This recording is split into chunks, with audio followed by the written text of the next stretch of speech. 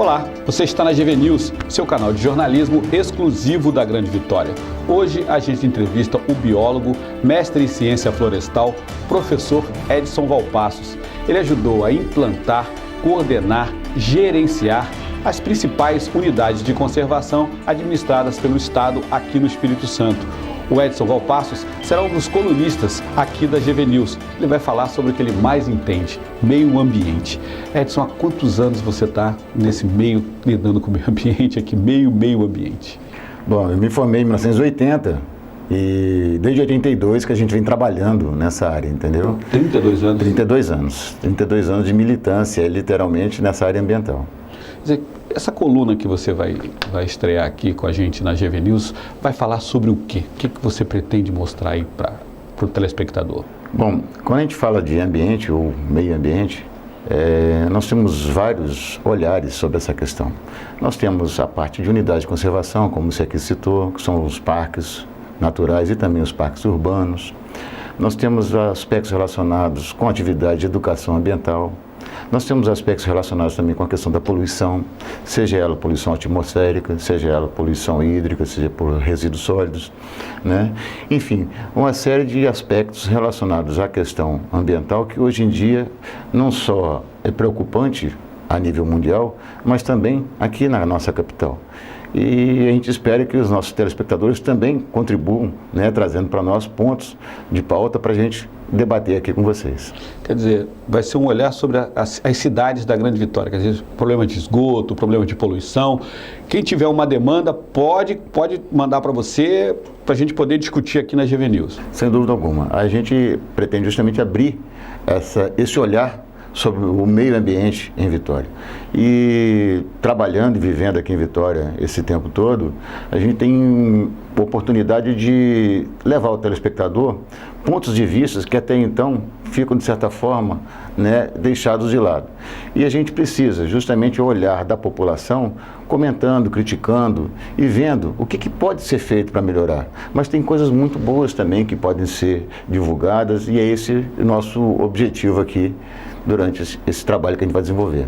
Mas a gente se conhece desde que as tartarugas eram filhotes, né? O projeto Tamar lá na década de 80 do século passado, né? As pessoas não notam isso. Século passado que a gente se conheceu. Exato. Mas como é que foi essa sua trajetória aí nesses anos todos no meio ambiente?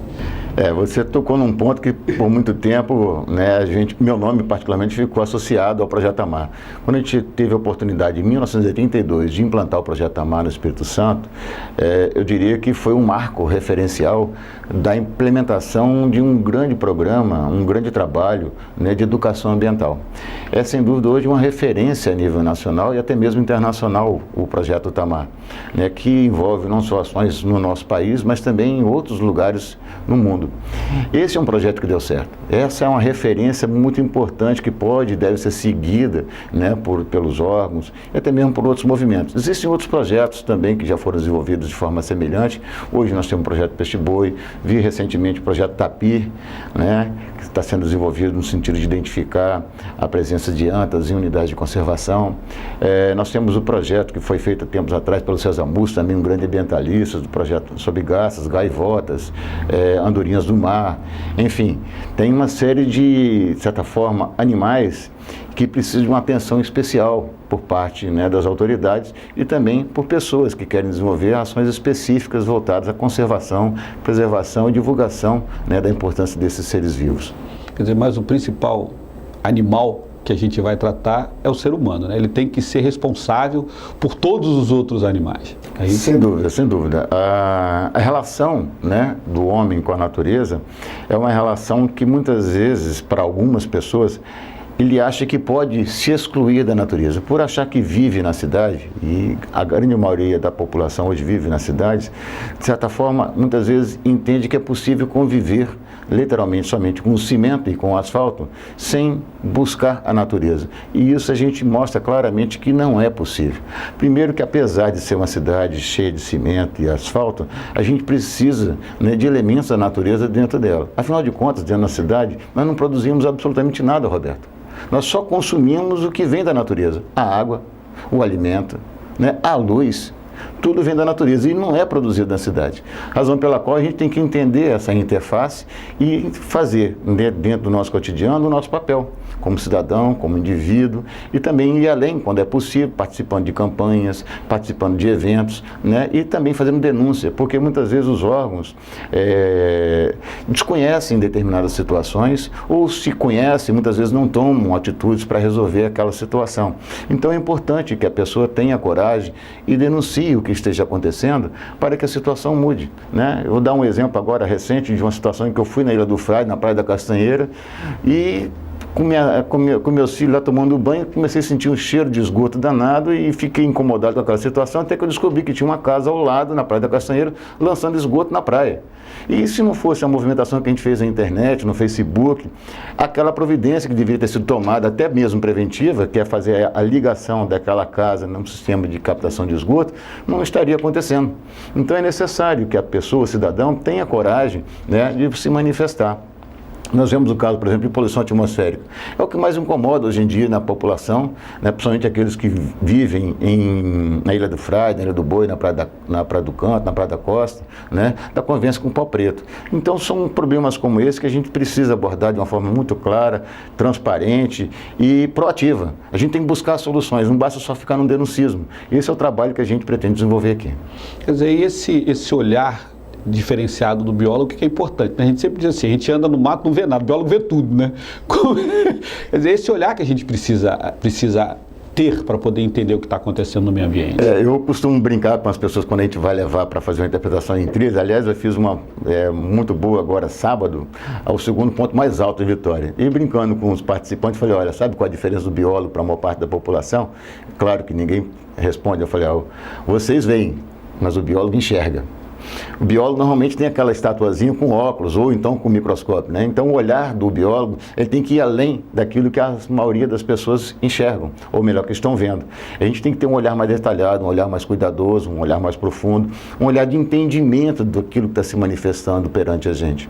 E esse é o papel nosso, né, do profissional, que tenta interpretar e traduzir de uma forma bem clara para o telespectador aquilo que está se manifestando, porque muitas vezes a gente passa diante da situação e não enxerga. E esse é o nosso papel, é justamente enxergar, entender e procurar buscar soluções para resolver aqueles problemas. Do ponto de vista ambiental, como é que está a Grande Vitória? Estamos bem, estamos mal? Como é que a gente está do ponto de vista da vida que a gente tem que levar com qualidade? Qualidade de vida. É isso que, de uma certa forma, todo mundo busca, né? Hoje nós temos dois elementos importantes do ponto de vista da questão da poluição atmosférica. Um é a convivência com um número cada vez maior de veículos nas ruas. Isso gera uma poluição tremenda. E o outro aspecto é a poluição industrial. A associação desses dois fatores, poluição atmosférica produzida pelas empresas, né, principalmente aquelas siderúrgicas que estão na Ponta de Tubarão e outras mais, junto com a poluição provocada pelo carro, está transformando a cidade de Vitória numa referência negativa do ponto de vista da qualidade do ar. Só para você ter uma ideia, nós temos hoje sobre as nossas cabeças 5 vezes mais enxofre do que tem na cidade de São Paulo. Ora, se a gente considera que os veículos que trafegam em São Paulo são, entre aspas, idênticos ao que trafegam no Espírito Santo e, consequentemente, em Vitória, então a fonte desse enxofre nas nossas cabeças não é, com certeza, somente veículo, mas tem uma contribuição importante da parte de siderurgia.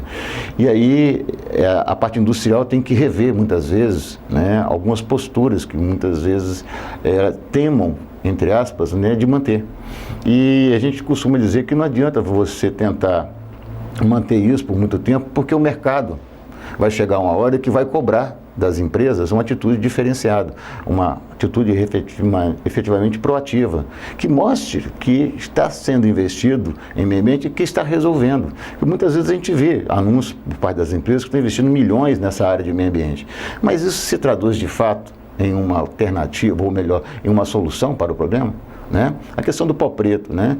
Vou dar um exemplo. A instalação das wind fences resolveu o problema do pau preto na Ilha do Frade, na Ilha do Boi, do Canto, Praia da Costa? Não, não resolveu.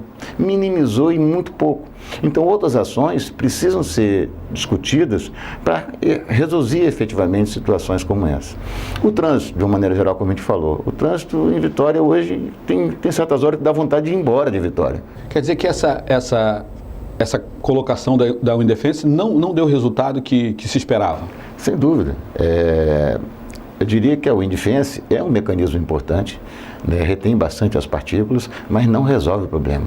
Hoje em dia tem muitas empresas, hoje a nível internacional, em vários países, que estão estabelecendo o que a gente chama de domos, que é uma cobertura, como se fosse um grande silo, onde você possa enclausurar as partículas que são produzidas nas pilhas de minério, nas pilhas de carvão, né, evitando que essas partículas sejam carregadas pelo vento. Muitas vezes você pode chegar e eu falo assim, não, mas a gente aplica, joga água, a gente joga polímero sobre as pilhas, mas resolve o problema? Essa é a questão. Está resolvendo o problema efetivamente? Não. É por isso que a gente observa, né, uma quantidade significativa de poeira hoje em suspensão e também aquelas que são sedimentáveis, aquelas que vão chegar literalmente a sujar a sua mesa, a sua varanda, e isso é um incômodo. Razão até pela qual muitas pessoas, uma associação ambientalista está movendo uma ação para reparar os cidadãos pelo gasto que eles têm na manutenção das suas casas, por conta do pó preto, que é poluição também, que até então nunca foi medida, assim no sentido de você estabelecer uma relação de quantidade e penalizar as empresas pelaquela quantidade de pó preto que está chegando, de certa forma, à mesa do cidadão, né? Então, existe uma ação hoje provocada pela ANAMA, Associação Nacional de Meio Ambiente, onde está querendo cobrar a responsabilização por parte das empresas da remuneração aos proprietários pelo prejuízo que não é causado por eles. Afinal de contas, é algo que chega à sua propriedade e que eu que estou administrando. Então, quem é que paga essa conta? É você? Sou eu? Não, quem tinha que pagar essa conta é quem está provocando aquela limpeza toda, todo dia tem que... Isso, é por aí, né? E até bem pouco tempo atrás, por não existir padrões estabelecidos na legislação, essa questão da poeira sedimentável, né, embora tenha sido, para você ter uma ideia, um dos primeiros parâmetros a serem monitorados em Vitória. Lá em 1988. Você vê como é que essa história já é antiga, mas a efetividade de ações é o que a gente vem discutindo e que a gente vem questionando para mudar um pouco e melhorar a qualidade de vida, né, do cidadão de Vitória. Quer dizer, Vitória tem alguns problemas específicos, mas também tem os parques, tem a área verde, tem a poluição da praia, que também é complicado, né? Tem a poluição do ar. Quer dizer, nós vamos discutir isso aqui, né? Essas coisas vão ser colocadas de modo claro para que o cidadão tenha informação para tomar a decisão dele, quer dizer, para que lado, porque, olha, eu acho que eu aguento o pó, eu acho que eu não quero mais o pó, eu acho que a praia tem que ficar limpa, não, até eu posso tomar banho assim, mas o cidadão tem que ter a informação com qualidade para ele poder tomar a decisão dele do que ele quer da vida dele. Você tocou num ponto que é fundamental e que eu acho que isso é de certa forma, respaldado pela própria Constituição, ou seja, o direito à informação. O cidadão, ele precisa saber que quando ele vai numa praia e tem uma placa lá amarelinha dizendo, ou vermelha, dizendo que a praia está interditada, o que significa uma praia interditada? Né? Qual é o risco que ele está exposto se levar o seu filho, ou se ele mesmo for lá praticar um esporte? A gente vê imagens recentes, né, cotidianamente, das pessoas, por exemplo, utilizando a praia ali da Praia do Canto, né, do lado do iate, para várias atividades. Aquela praia é uma praia interditada. Só falta colocar uma faixa amarela, né, aquela zebrada, interditando o acesso à praia. Mas você chega lá no domingo, está todo mundo tomando banho. E participando daquele agora, stand-upado, todo mundo fica... Exatamente. Canoa, enfim, todas as atividades estão sendo desenvolvidas ali sem a pessoa ter uma noção de que uma vez que ele teve contato com a água, qual é o risco para a saúde dele. Então, essa é uma situação que, particularmente em relação à qualidade da água, deveria ser muito clara para o cidadão. Eu não preciso interpretar, eu simplesmente tenho que ler e tomar a minha atitude. Eu vou levar meu filho para tomar banho numa praia interditada, sabendo que isso pode levar a aquela outra doença. Então, essa é uma informação de qualidade que o cidadão precisa ter. Não basta simplesmente informar, tem que informar com qualidade, com precisão, para que a pessoa possa tomar uma decisão. Não seria de botar um guarda ali e falar assim, não pode tomar banho aí que você está botando seu filho em risco? Aí é proibido botar uma criança? Sem dúvida. Os maiores podem tomar a decisão, mas uma criança não pode. Exatamente, mas se o adulto é devidamente informado, ele acaba conscientizado, ou melhor dizendo, informatizado aquilo que está colocado na placa. Ele tem que escolher se ele vai levar seu filho ali ou vai procurar outra praia. Essa é uma questão que a gente tem que saber. Igual a questão da poluição do ar. Se eu tivesse um painel hoje no centro da cidade, mostrando claramente o padrão da qualidade do ar instantaneamente, se eu sou uma pessoa, por exemplo, que seja alérgico, ou estou levando a minha mãe que tem um problema, bronquiectasia, por exemplo, eu sabendo que naquele momento a cidade está num índice de qualidade do ar ruim, eu vou levar ela para poder passear, para fazer compra naquele local? Não vou. Então, esse direito à informação, o cidadão, no meu entendimento, deveria ter. E, muitas vezes, as autoridades não levam essa informação porque passam a ser alvos de crítica. Porque se elas são responsáveis pelo monitoramento e, consequentemente, a informação da população, ela também tem que tomar providência para melhorar aquela situação. Bom, se tem que melhorar a situação e não está tomando providência, consequentemente, alguém vai ser questionado. Daí, a dedução de que a informação não chega na qualidade que deveria chegar para o cidadão, ficar bronqueado, exigir das autoridades mudança. Quer dizer, então, é isso que a gente tem que fazer, né? É isso. É isso que a nossa coluna, a sua coluna, Ambiente Sustentável, vai fazer. Levar informação de qualidade para que o cidadão possa tomar a decisão do que ele quer fazer da vida dele. Exatamente. E escolher o que ele quer fazer, né? Para onde que ele quer ir.